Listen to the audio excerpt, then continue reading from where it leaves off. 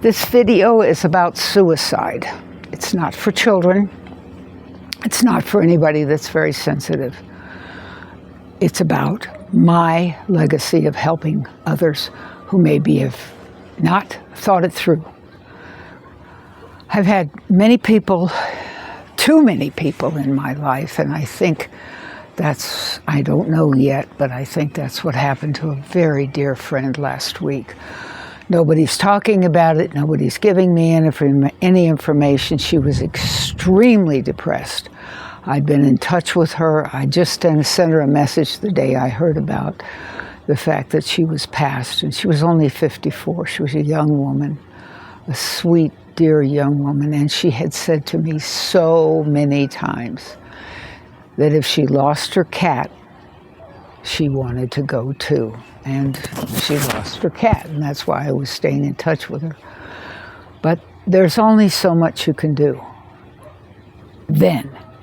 Well, what I can do now is talk to you about why not to take your own life. Now, many people have religious views that tell them, don't take your life, it's illegal, with the church, as far as the church is concerned. I don't have that kind of, I'm a minister, and that's not a part of our protocol, doctrine, whatever you want to call it. However you want to put it, that's not an issue. But there is so much death now with all these military people out there, and it's so hard for me and my husband because we feel so strongly about the military. And that's how I almost lost my life. I adored my father. He beat the crap out of me from time to time, but I adored him because I knew that he had PTSD. I knew that his thought process was confused, because when he wasn't in that place, and he wasn't gone, because he was usually gone on military missions, he used to say I was his only son. He and my mother only knew each other 28 days before they married, around the time of the Second World War. And because of that, as many people did, it was a mistake. It was a terrible mistake. But she was 6'1" and he was 5'6", and they wanted tall sons. And that's the reason they married. And it took them 6 years to just have me. And she was in no physical condition to have that many kids anyway. But besides that, she did. 18 months later, she had a boy. He lived 4 days because her blood was incompatible. So over a period of a number of years, and I can remember she kept going in and telling me, I'm having another D&C, and she would be so incredibly depressed. Well, of course, because the military was more than likely removing an embryo because they knew that she could not carry a child who would live. They just couldn't, because their bloods were wrong, and they'd been married for years. And I don't know all the things about what went on in the early 50s, but I do know that my mother was a basket case because of, and I think she was trying to kill herself. I really do. I believe that sincerely. I mean, have you ever heard of someone taking a 12-ounce glass, filling it with 6 ounces of vodka, and the rest was sangria, and drinking it down as breakfast? And that's what my mother, she just stayed drunk all the time. And she took medications that probably weren't supposed to be taken with alcohol. I mean, she was in and out of the hospital all the time. She had serious back trouble. She had fallen badly as a child. So I look at what drove her, and I look at how her life worked out. And I think she had breast cancer. That's what finally got her. But I think that so many things came up that pushed her in that direction, and she tried to do it. Anyway, I lost friends. I've lost adult friends on a number of occasions, and I've, of course, read about young people, and it just breaks my heart. However, I was so attached to my father. I just was so attached to my father. Girls and dads have that kind of thing, and we had so many times, very short times, because only when he was home, that we would go fishing together or camping together, and I just hung on his words. I left home very early because I was raped, and I believe that he believed me, but my mother didn't, so he played that role. He was a very strict Roman Catholic, and he wasn't about to separate from the marriage. They argued, it was awful. It was just awful. But I still idolized my father, and my mother died early, and my father was still living. And we were very close, and we lived together for some time with my children.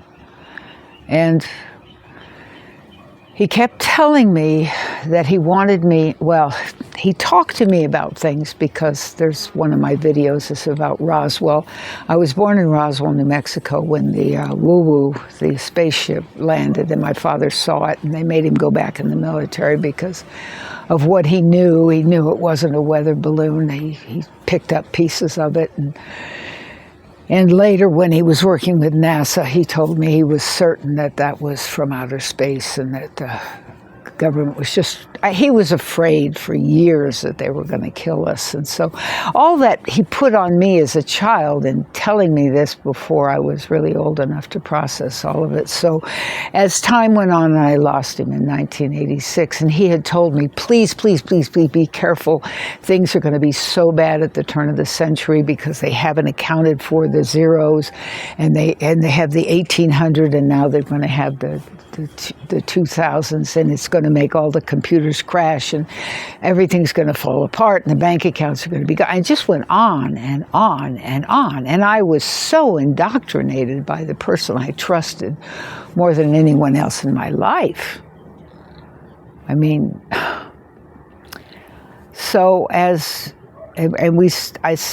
spent 2 years looking for property and looking at eco villages, finding places where I could go live, where I might be safe when all of this happened, where at least I could grow my own food and take care of myself. And finally we found land, and my husband and I put away food for 5 years, and we made all these plans. We had everything set in place, and it was just a few days before, and I had a pistol, and I had it to my head, and my husband and another man pulled it away. And when I went to the psychiatrist to talk to him about it, he explained to me over and over again, having such a poor childhood puts you in a very bad position. And of course, as a youngster, I thought constantly about suicide. My mother especially was just beating me and putting me down in every direction, and I just always thought about suicide. So it seemed like a no-brainer after all that my father had said to me, and I knew nobody was doing much of anything. I did find out later that $600 billion was spent on revamping the computers, and most of it was done in 6 months before the millennia, December of 1999. But they didn't tell you that. I had no way of knowing that was going on. At the time, I was living in the middle of nowhere with very limited internet connection, and all I could think about was my father and what he told me and what was going to happen and how things were going to get so weird. And I just realized that was that temporary storm that so many people have gone through. Of course, I had no way to know as a child, and of course, I had no real way to know how to take my own life because I was born before the internet. I was never in contact with a library that might tell me something about that, so I didn't have that kind of information. And I really didn't want to leave before my dad was dead because I cared about him so much. And I had a real bad time when I was 17 because my uncle died. And there again, I was still so young and so naive because there wasn't the internet. I mean, the internet, you can tell anything you want to know about life. And that's why I worry all the time about children, and I think about my friend last week easily finding out any information she wanted to find to take her life. But I want you, if you're watching this because you've thought about it, please recognize that when I nearly took my life was almost 26 years ago. And now I'm retired in the most beautiful place with so little stress. My only concern is paying rent for 6 months after my husband passes, because the Veterans Association is so slow in getting any money to a survivor, and I'm told that it'll be at least 6 months. I don't know what I'm going to do. I really don't. But that isn't the same as feeling like giving up, because I don't. I've been gifted with a rental that's the most beautiful, beautiful piece of property I could ever imagine. And all on those years when we traveled, those 2 years when we traveled the whole bottom half of the United States, we never saw anything like this. And I can afford it now, and I hope I can afford it then. But what's amazing is that life is just so gorgeous now. I have flowers everywhere, and my husband's still alive, and my animals are good, and my horse that I had to leave in Mexico is fine, and my friend is there, and there's just I have lots of friends, lots of beautiful days. And as I said, when they write in the clouds, I love you, and you know. And there are so many people who are so sad about my friend who was gone last week. And it's what prompted me, it pushed me to make this video today. Because if one person out of 100,000 looks at this video and says, not today, maybe tomorrow will be a beautiful day for them and they'll change their minds. I hope so. I'm certainly glad I had my mind changed for me and that I stayed around. And I don't want to leave anymore. I'm so happy making videos about all that I've learned in nearly 80 years and all that I want to share. Thank you for being here. If you have any questions, you can go down below, or you can go to my school, SKOOL. It's a group online that has schools where people can get together. I want to have live meetings. I have 4 live meetings a week. They have different people have courses that of course are written, but I would rather have live meetings with people that are confidential, that there's no recording, to talk about what trauma has bothered you and how you can get over it. It's called Summerland Trauma Caregiver, and the first one to care for is you before you care for others.